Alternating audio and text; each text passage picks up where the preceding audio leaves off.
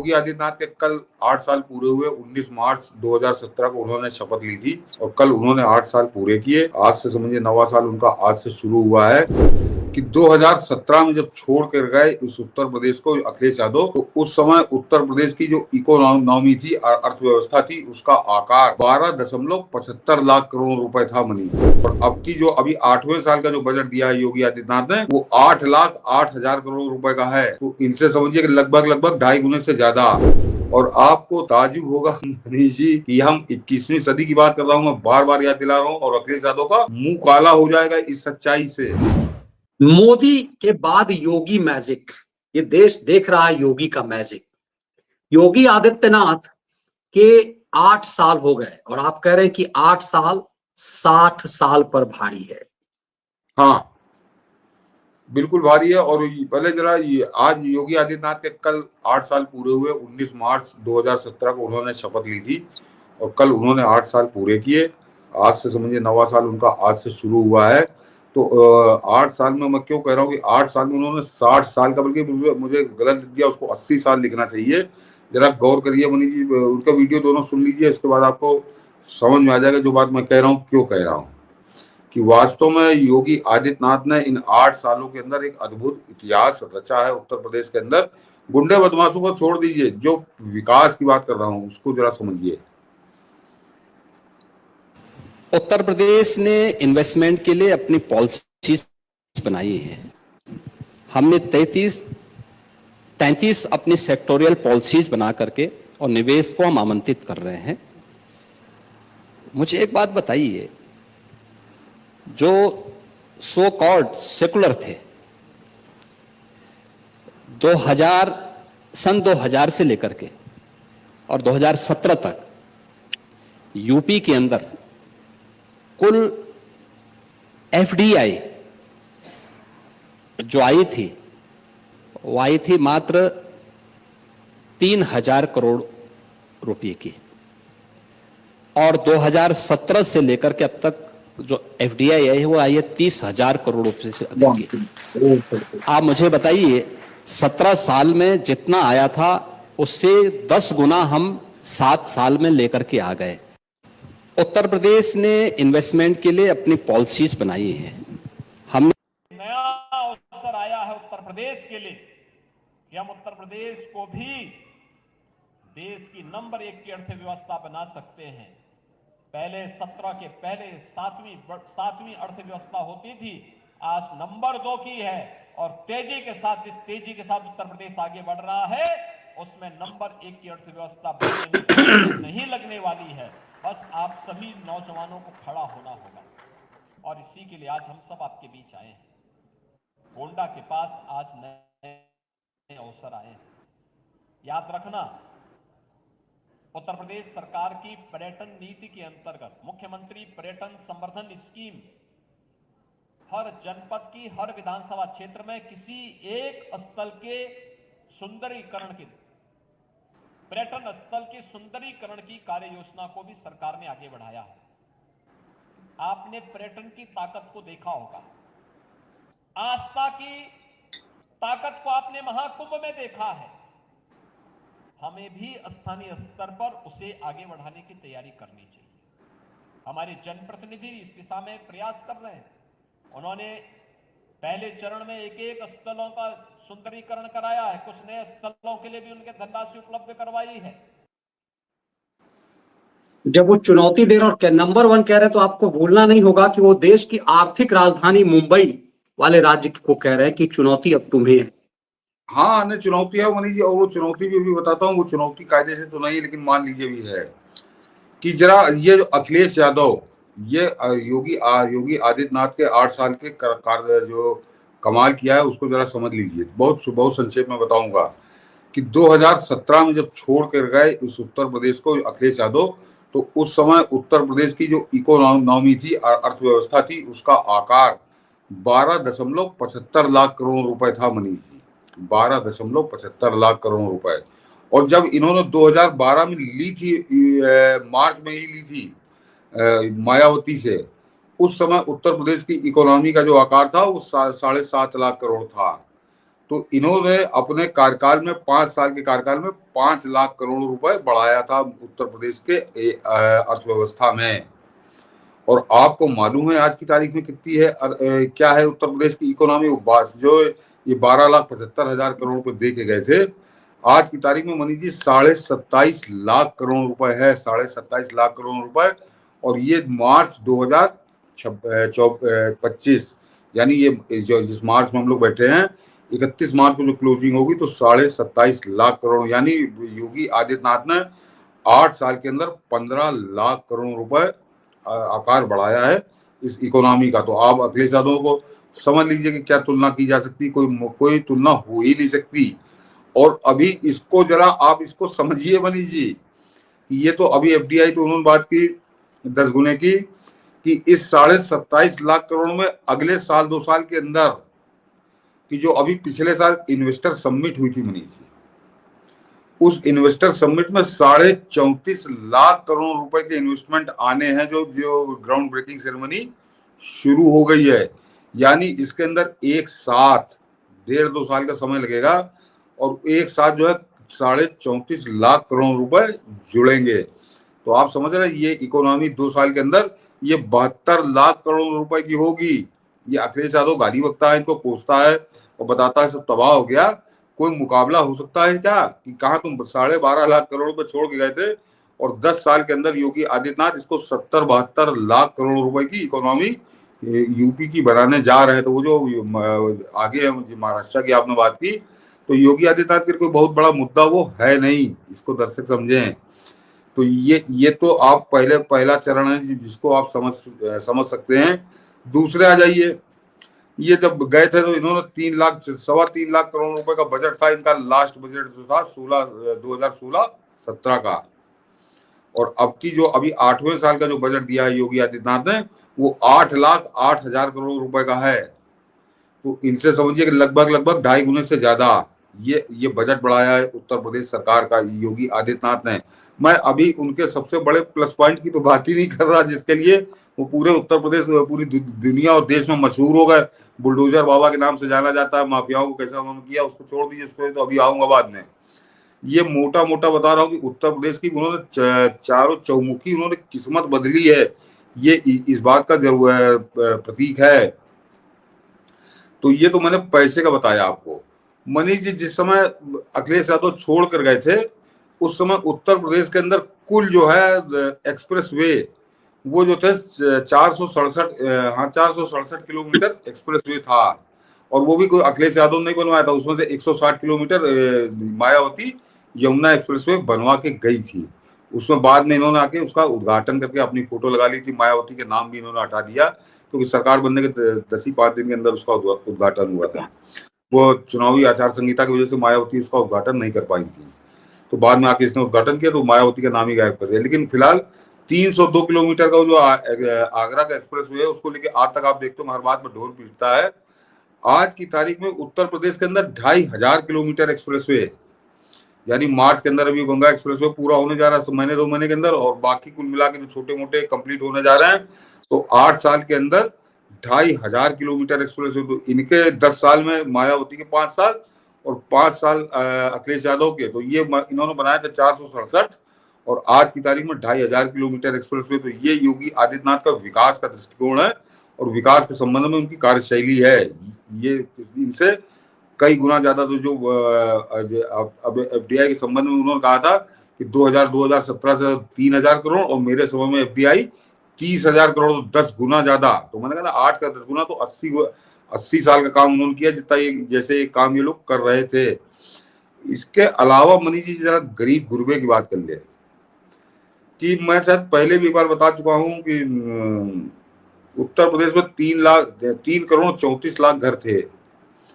ये 2017 की बात कर रहा हूं और आप चौंकेंगे कि 21वीं सदी की बात कर रहा हूं। इनको शर्म आएगी अखिलेश यादव को। मैं जो बिजली पानी सड़क की बात मैंने कर ली, जो सबसे मूलभूत बातें होती है जिनके ऊपर पूरे चुनाव होते हैं, हर सारे चुनाव, कि उत्तर प्रदेश में 3 करोड़ 34 लाख घर थे और आपको ताजुब होगा कि उनमें केवल 1,67 करोड़ जो 1 करोड़ 67 लाख जो घर थे उनमें बिजली का कनेक्शन था। और बाकी के घरों में बिजली के कनेक्शन था ही नहीं, बिजली आती है जाती इससे मतलब नहीं है, उनके यहाँ कनेक्शन ही नहीं था। ये दशा उत्तर प्रदेश की थी 2017 में, यानी 21वीं सदी में। ये जो अभी मैं एक बात कर रहे थे, इसमें बात करते बाद में, तो वो आप जो, और ये दशा कब थी उत्तर प्रदेश की 2017 में? ये 1947 से 2017 तक की यात्रा है। ये कोई अखिलेश यादव का ही ठेका नहीं था। इनके बाप का, इनके और उनके बाप का मिला के 12 साल का शासन, और बाकी कांग्रेस का शासन 40-50 साल का। तो 70 साल में आधे लोगों का घर था, आधा उत्तर प्रदेश सूरज डूबने के साथ ही अंधेरे में डूब जाता था। और आज की तारीख में उत्तर प्रदेश में एक भी घर बिना बिजली के कनेक्शन के नहीं है। तो जो इन्होंने 70 साल में यात्रा की थी, 70 साल में ये 1.5 करोड़ लोगों को, 1,67,00,000 लोगों को दे पाए थे बिजली, उतनी बिजली, उतने घरों को बिजली योगी आदित्यनाथ ने 8 साल के अंदर दी है। तो मैंने गलत थोड़ी कहा मनीष जी कि आज योगी बाबा ने 8 साल के अंदर 60 साल की यात्रा तय की, चाहे वो FDI का मामला हो और चाहे बिजली का मामला हो। और जो दूसरा बताने वाला, बिजली, पानी, सड़क, बड़े मूलभूत मुद्दों पर बात कर रहा हूं कि उत्तर प्रदेश के अंदर 2,67,00,000 घर ऐसे हैं जो गांवों में हैं, जो जिनको आप ग्रामीण इलाकों के क्षेत्र घर कह सकते हैं। और आपको ताजुब होगा मनीष जी कि हम 21वीं सदी की बात कर रहा हूं, मैं बार बार याद दिला रहा हूं, और अखिलेश यादव का मुंह काला हो जाएगा इस सच्चाई से कि उन 2,67,00,000 घरों में से केवल 1 लाख घर ऐसे थे जहां पर नल से जल जाता था, नल से जल। ये है सच्चाई उत्तर प्रदेश की 70 सालों की, यानी 47 से 2017, और गांव में रहने वाले गरीब के घर में नल से जल नहीं जाता था। तो आप समझ सकते हैं मनीष जी कि वो 1 लाख लोग जो था वो बड़े पैसे वाले, कोई बड़े संपन्न लोग हुआ करते थे, उनके यहाँ होता था वो, अन्यथा गाँवों में नल से जल था ही नहीं। और आज की तारीख में 2,35,36,00,000 घरों में नल से जल है। तो जो काम 70 साल में इन्होंने नहीं कर पाए थे, 70 साल में 1 लाख घरों में पहुंचाया था, उसको योगी आदित्यनाथ ने 8 साल के अंदर, 8 साल नहीं बल्कि 2019 से समझिए शुरू हुआ है नल से जल, प्रधानमंत्री मोदी का अभियान। लेकिन उस अभियान में कैसा बढ़ चढ़ के उत्तर प्रदेश ने सहयोग किया है कि आज की तारीख में 2,35,36,00,000 घरों में वो नल से जल है। तो बिजली, पानी और सड़क, तीनों मुद्दों पर ये कहीं ठहरते नहीं है, कोई इनकी तुलना नहीं हो सकती। ये जो योगी आदित्यनाथ को गरियाते कोसते हैं, तो ये इसीलिए ये कभी विकास के मुद्दे पर बात नहीं करते। ये हमेशा जब बात करते हैं तो जातिवाद करने के, पीडीए बनाएंगे और अल्पसंख्यक बनाएंगे और फलाना ढिमाका, जिनका कोई मतलब नहीं है। ये रोटी की जो बात करते हैं, रोटी की बात करो, रोजगार की बात करो, तो इनका मुंह काला हो जाएगा। जितने विरोधी हैं, कहीं कोई टिकता ही नहीं है। योगी आदित्यनाथ अब तक कम से कम 7 लाख नौकरियां दे चुके। अभी आगे तैयारी चल रही, इसको छोड़ दीजिए। और जबकि इनके कार्यकाल में लाख नौकरियां भी बड़ी मुश्किल से मिली थी।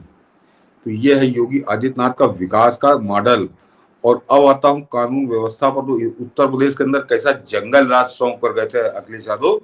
2 चीजें बताता हूं मनीष जी, और वो अपने आप में बता दें कि जो समाज के अंदर सबसे भयानक अपराध होता है, मैं उन्हीं की बात करूंगा कि कत्ल, 4900 कत्ल हुए थे 2016 में, 4900, यानी 100 कम 5000। ये तो कत्ल की संख्या थी उत्तर प्रदेश के अंदर। 4900 मर्डर, और जो रेप हुए थे वो 4816। ये बलात्कार हुए थे। तो माँ बहनों की जो इज्जत की बात करते हैं, और ये मैं इसीलिए मैंने 2016 का फिगर बता रहा हूं ताकि कोई कसर ना रह जाए। पूरे 5 साल का शासन ये कर चुके थे। तो ये इन दोनों को, और आज की तारीख में उत्तर प्रदेश का 2022 तक का आंकड़ा उपलब्ध है, अभी 24-25 का तो आएगा, 23 का, कि आज की तारीख में मर्डर का आंकड़ा मैं लगातार उसको रीड करता रहता हूँ, कभी 3400-3500 से ऊपर नहीं गया। तो ये 1500 कत्ल हर साल ज्यादा होते थे। क्यों होते थे? ये वही कत्ल है जो योगी आदित्यनाथ के एनकाउंटर की वजह से, जिन पर रोक लगी है, जो बड़े बड़े माफिया गिराए गए हैं। बाकी वो आपसी रंजिश में होते रहते हैं, उनको छोड़ दीजिए। मगर जो 1500 कत्ल एक्स्ट्रा होते थे वो, और रेप की भी स्थिति यही है कि करीब 3500 रेप की घटनाएं हैं जो 4816 हुआ करते तो 1200-1400 रेप हर साल ज्यादा होते थे। तो योगी आदित्यनाथ ने इस तरह से अंकुश लगाया है कानून व्यवस्था पर, और उसमें सबसे बड़ा योगदान जो है वो जो ऑपरेशन लंगड़ा यहाँ पे चल रहा है, और वो जो ऑपरेशन लंगड़ा तो कमाल कर रहा है। और साथ आज ही भी तो साथ वह मैनपुरी में जो डिंपल यादव का संसदीय क्षेत्र है, जो मीम भीम या MY समीकरण का सबसे बड़ा सेंटर है, आज हाँ उसमें हाँ भी देखिए कि जो लंगड़ा किया गया है वो मतलब वो यादव फैमिली की आपस में टकराहट है। अब लोग कह रहे हैं कि भरोसा हमारा योगी आदित्यनाथ पर बढ़ रहा है।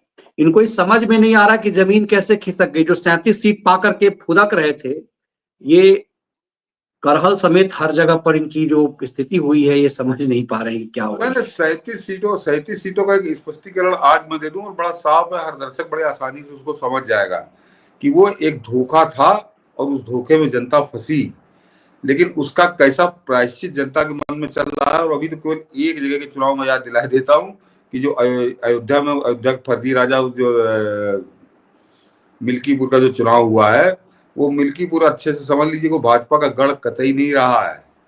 और उस मिल्कीपुर में भाजपा 1-2 बार जीती है, बाकी यही समाजवादी पार्टी का गढ़ रहा है। वहां पे मित्र सेन यादव जो फांसी की सजा पाया अपराधी था, वो बाद में उसको राष्ट्रपति ने उसको मुक्ति दे दी थी, तो बाद में चुनाव लड़ने लगा। पहले कम्युनिस्टों का रहा, जो कम्युनिस्ट बड़ा ज्ञान देते हैं।